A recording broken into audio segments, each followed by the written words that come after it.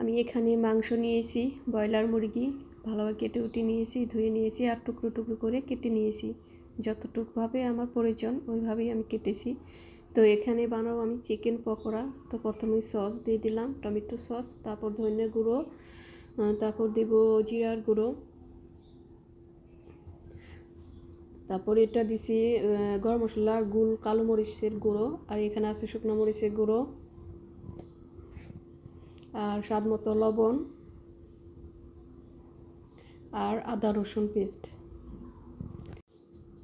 আর দেব লেবুর রস। কেউ এখানে সয়া সসও দিতে পারো। তো এটা আমি এখন মাখিয়ে তারপরে করবো, কর্নফ্লাওয়ার দেব,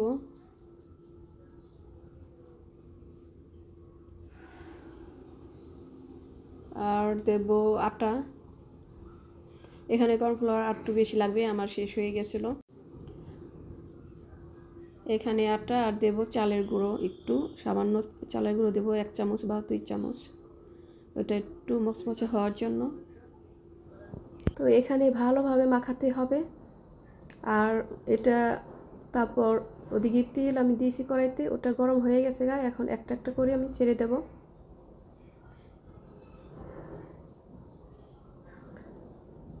তো একটা একটা করে সবগুলো দিয়ে দিব। আর এটা খেতে কিন্তু খুবই খুবই ভালো হয়েছিল।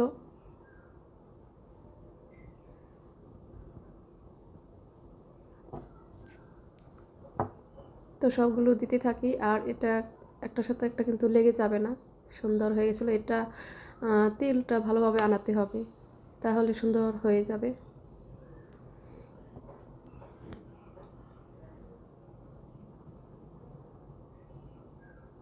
তো যদি এই ভিডিওটা ভালো লাগে, এভাবে অবশ্যই বানিয়ে খেয়ে দেখবে, ভালো লাগবে। যারা পুরান তারা তো পারোই, যারা নতুন তারা এইভাবে বানাতে পারো। একদম সহজ, কোনো কঠিন না।